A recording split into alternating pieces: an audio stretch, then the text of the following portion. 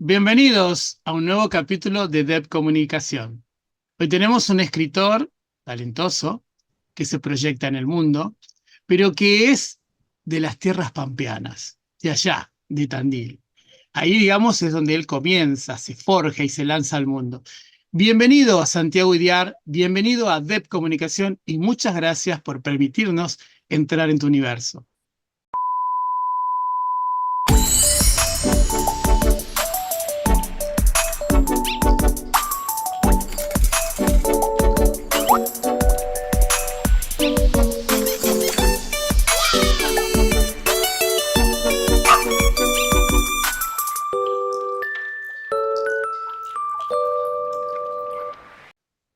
Muchas gracias, Daniel, a vos por la invitación. Un gusto estar charlando con vos. Bien, para empezar, siempre hago una pregunta que, bueno, es un poco emblemática de las entrevistas, pero me gusta ahondar en eso, ¿no?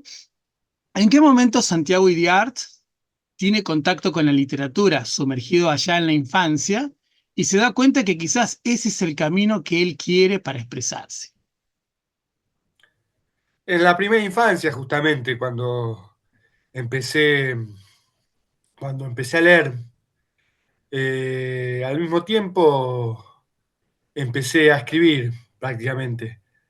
Eh, en mi casa, en familia, siempre se dio mucha importancia a los libros, a la cultura. Eh, Mi mamá, aprovecho para mandar un saludo, seguramente va a escuchar, María Cristina se llama. Mi mamá ahora está jubilada, era maestra jardinera, tenía una colección muy completa de literatura infantil, además me compró libros siempre, primero me los leía ella cuando yo era muy chiquito, después empecé a leer yo, obviamente, cuando adquirí la alfabetización, y casi simultáneamente con el proceso de la lectura surgió el proceso de escritura. Yo en ese momento le pedí a mi mamá que me comprara un cuaderno porque quería escribir, y bueno, ella siempre me estimuló y siempre acompañó mi proceso creativo. Bien, en ese crecer, ¿no? En ese crecer, en ese Tandil, ¿cómo te conectabas, digamos, con ese entorno? Y en ese momento, ¿qué autores vos sentís que de una forma u otra fueron como marcándote, ¿no? Porque viste que nos pasa eso. Bueno, en la infancia, creo que bueno, la infancia de todo argentino de unas generaciones para atrás está marcada por Mariana Walsh, una grande, bueno, Elsa Bornemann. En mi caso particular, además, tuve una aproximación a la literatura a través de los cuentos clásicos. En mi casa había también una colección de libros que se llamaba Fabulandia, eh, que era en la edad de mi mamá cuando ella era chiquita, o sea, estamos hablando de la década del 50, había quedado en la casa y yo los terminé heredando. Eran 3 tomos de libros ilustrados eh, con el gusto de la época, ¿no? Unas láminas a color impresionantes, con las iniciales trabajadas, las letras versales, creo que se llamaban, con todo ese trabajo caligráfico. Y eran 3 ediciones, una de cuentos árabes, otra de cuentos chinos y otra de cuentos tradicionales de Occidente.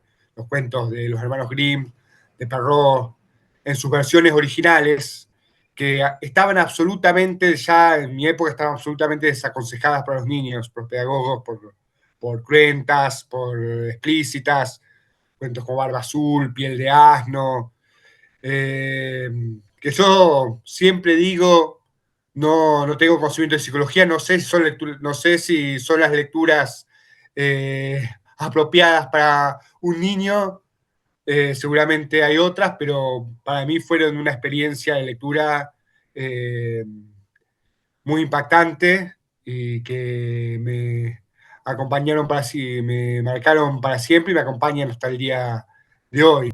Después, más adelante, cuando entré a la adolescencia, a los 16 años, cuando vos decías, bueno, descubrí a Gabriel García Márquez, a Mario Vargas Llosa, el realismo mágico latinoamericano, a Cortázar, a Borges, a Manuel Puig,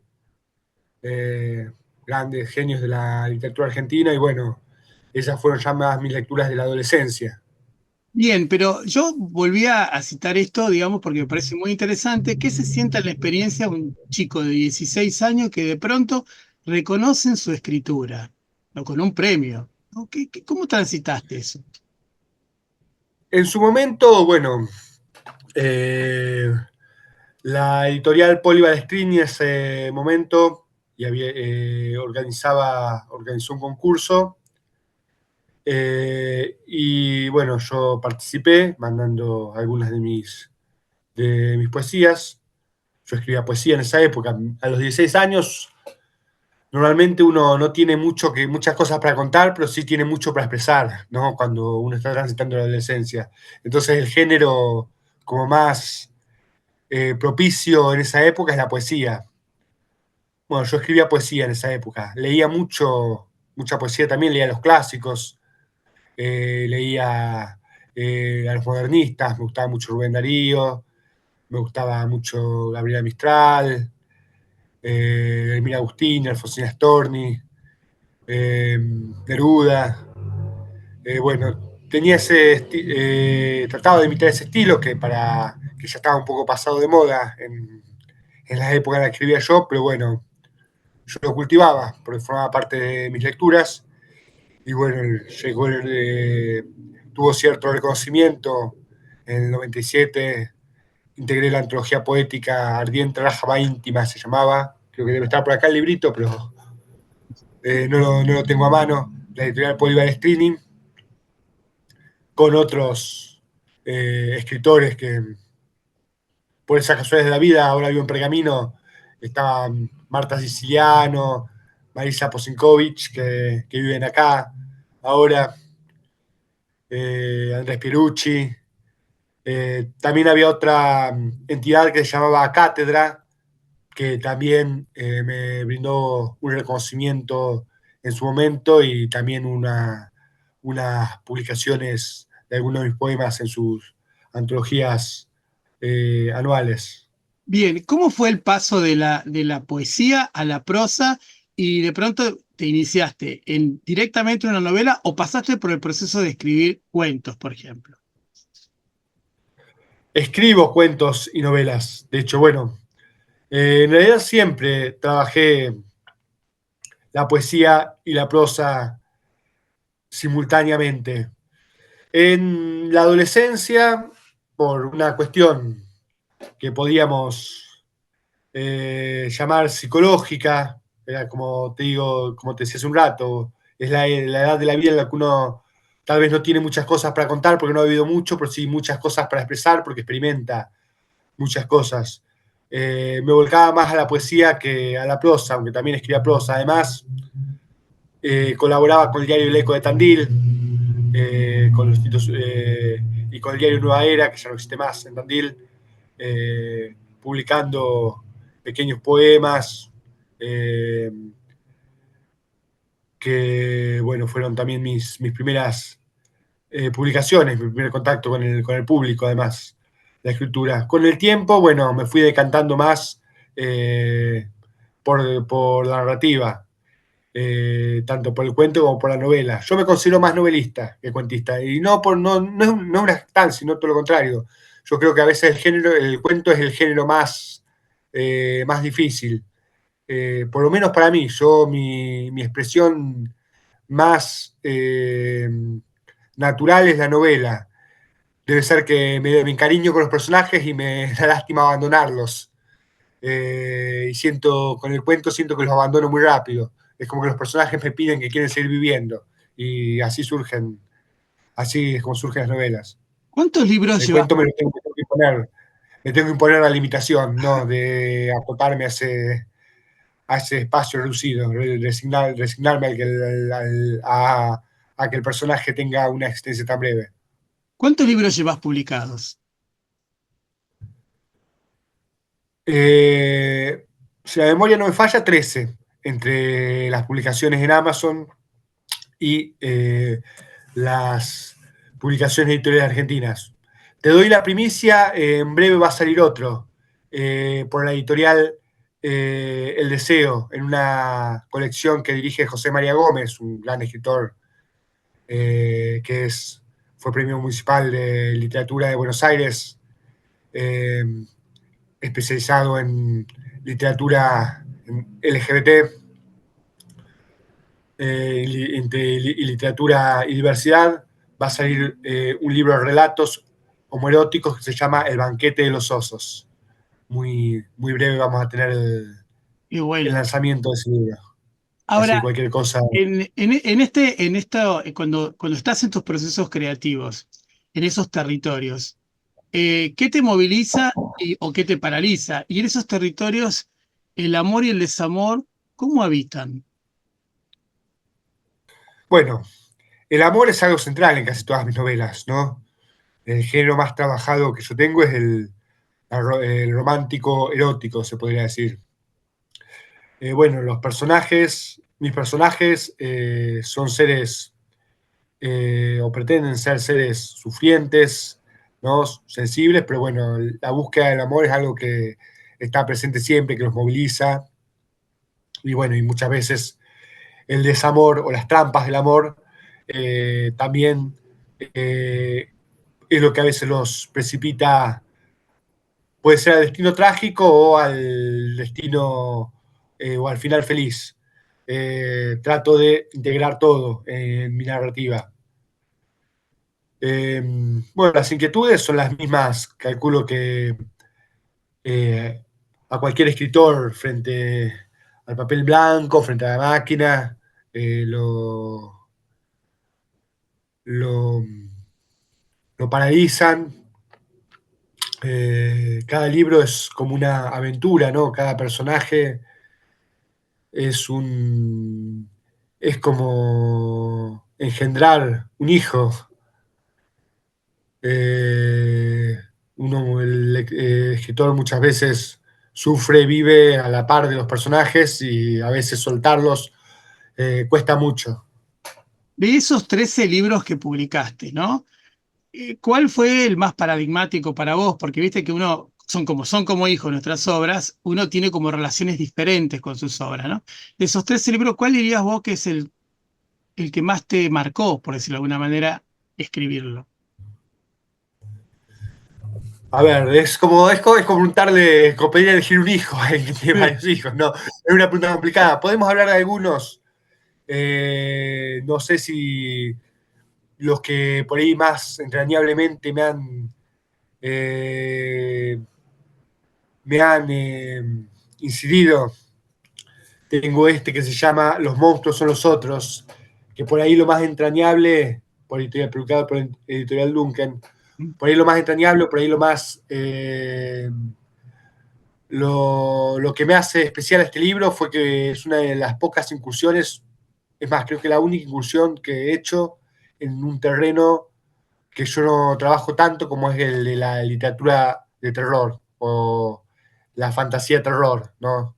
Un género que yo no trabajo habitualmente porque he trabajado más el policial, la romántica, pero bueno, en el 2021 tuve esta idea de trabajar, me propuse este desafío de crear una historia de terror en la tradición de la novela gótica y tomando también las cuestiones de género o los debates en torno al género y identidad que se estaban dando en el país y en el mundo en ese momento, y surge Los monstruos son los otros, La pasión de Pasionaria, una novela protagonizada por una mujer trans, Pasionaria se llama la protagonista.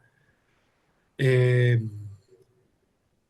el juego de palabras, el nombre, no remite bueno, sabemos a lo que remite, es transparente, tanto a la pasión como lo entendemos actualmente, como a la pasión, al sentido bíblico del término, la pasión de Cristo. Pasionaria es una mujer trans que se ve acechada por fuerzas extrañas, la aparición de los famosos estigmas de la pasión, ¿no? Los estigmas de la crucifixión que aparecen en su cuerpo, que en la tradición eclesiástica han sido tanto signos de santidad como de posesión demoníaca, de acuerdo en el caso. Bueno, estas marcas en su cuerpo o estos fenómenos extraños que empiezan a suceder a su alrededor de esta mujer trans, se anudan a hechos que ella recuerda de su infancia, su adolescencia, su transición, y es un secreto ligado a su pasado. Entonces, ella tiene que empezar una búsqueda en la que va a estar acompañada por una monja, la madre Verónica, una monja muy entregada al apostolado y al activismo social en la diversidad sexual, una asistencia social, y va a tener también un par de enemigos que se van a poner bastante difícil la cuestión, que son un obispo ligado al Opus Dei, que se niega a reconocer que una mujer trans pueda ser vehículo de un milagro divino, y en cambio considera las marcas de Pasionaria como obra del demonio, y una feminista, pero no una feminista amable, sino una feminista transfóbica, de las que se llama, de la línea que se llama TERF, ¿no? Que está convencida de que las mujeres trans en general y Pasionaria en particular es un macho disfrazado que quiere opacar o desplazar a las verdaderas mujeres, y bueno, va a convertirse en la villana de esta novela, pero con algún giro que se va a dar al final, que va a mostrar que las cosas no eran ni como ella creía, ni como Pasionaria creía, ni como los personajes o los lectores incluso ¿Podrías, pudieron creer al principio. ¿Podrías compartir un pequeño fragmento de alguna de tus obras para compartir con el público? La que vos quieras. Bueno, ya que estamos, voy a leer los primeros párrafos de esta novela de Los monstruos son nosotros.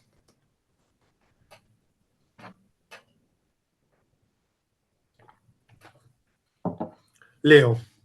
La calle húmeda, como una brillante serpentina nocturna, caracoleaba y se perdía entre las pocas casas destataladas y precarias de ese suburbio en sombras. Apenas el cartel de neón del hotel de alojamiento disipaba un poco las tinieblas de la madrugada y echaba un poco de luz sobre los tapiales bajos que cercaban jardincitos delanteros adornados con balbones y frentes sin revoque con las ventanas herméticamente cerradas. Pasionaria avanzaba con dificultad. Sus tacos se hundían en la tierra cenagosa. Pisó una pasta viscosa y maloliente que parecía ser un excremento de algún animal y maldijo en voz baja. Solamente a ella se le ocurría acompañar a un cliente desconocido a un barrio tan alejado. Ella y sus compañeras ya tenían sus hoteles de confianza, pero el tipo había insistido en ir ahí. Y esa noche tan fría, lluviosa y de poco movimiento no le daba para hacerse la estrella. Al principio el servicio parecía fácil, lo convencional. Cuando el tipo llamó a la recepción para pedir una botella de cerveza y unos vasos, Pasionaria creyó que lo difícil había pasado. Se relajaron bebiendo. Él le contó de su vida, le mostró fotos de sus hijos, ella le compartió algunas anécdotas de la noche y le respondió a las preguntas de rigor. Que qué edad tenía, que cuánto hacía que se dedicaba a eso, que qué opinaban sus padres, etc. Formaban parte de un ritual conocido y ensayado, del cual, del cual Pasionaria era experta oficiante. La cosa se complicó cuando el hombre, blandiendo la botella, ya vacía, le dijo con una sonrisa pervertida: ahora quiero seguir jugando. Bueno, dejamos ¿Cómo para se? que los posibles lectores vean cómo sigue Bueno, yo la etapa quiero, apasionada de esta sucesión. yo antes que nada quiero, bueno, darte las gracias, decirte que, bueno, este es el primer encuentro que es un halago, pero es el primero de muchos que quizás tendremos en Comunicación. Agradecerte que nos haya abierto la puerta para conocer tu obra. Y desde ya, muchísimas gracias, de verdad, Santiago, porque nos pareces un escritor con mucho talento y que sobre todo incursiona desde un lugar y pones una voz en tu arte, una voz social que muchas veces digo, los contextos intentan silenciarla. Así que muchísimas gracias por tu talento. Bueno, muchas gracias a vos. Le digo a tus oyentes de paso que, bueno, si quieren leer este libro, está a la venta en cualquier sucursal de Jenny o del Ateneo de la República Argentina, o cualquier otro de mis libros están en Amazon. Los argentinos por ahí no estamos muy acostumbrados a comprar en Amazon, pero vale la pena hacerlo para conocer no solamente a mí, obviamente, sino mucha literatura que por ahí no llega, lamentablemente, a las librerías. Así que bueno, pueden buscar mi página de autor en Amazon por mi nombre y apellido, Santiago Diart. Están todos mis libros para descargar en formato electrónico, para encargar, o si no, bueno, en la librería Jenny el Ateneo, o en la librería Música Nuestra de San Telmo, o en Mar del Plata, en la librería Fray Mocho, también en la librería Alfa, pueden encontrar algunos de mis libros próximamente, y próximamente El Banquete de los Osos, de Editorial El Deseo, seguramente también en Mercado Libre. Seguramente ahí haremos otra entrevista para hablar específicamente de esa obra. Te agradecemos profundamente, te mandamos un abrazo y desde ya, obviamente, vuelvo a decir, esta es la primera de muchas veces que vamos a querer visitarte. Muchas gracias por tu talento. Es un gusto, muchas gracias. Si te gustó, te pido que le des un like y que actives la campana para que te lleguen todas las notificaciones de todos los videos nuevos. Te pido también que compartas y que nos escribas tus comentarios. Participa de nuestros espacios en las redes sociales como Facebook e Instagram. Te invito también a que nos sigas en nuestro podcast con contenidos exclusivos todas las semanas. Todos los links están disponibles en la descripción de este video. Muchas gracias por estar y ser parte.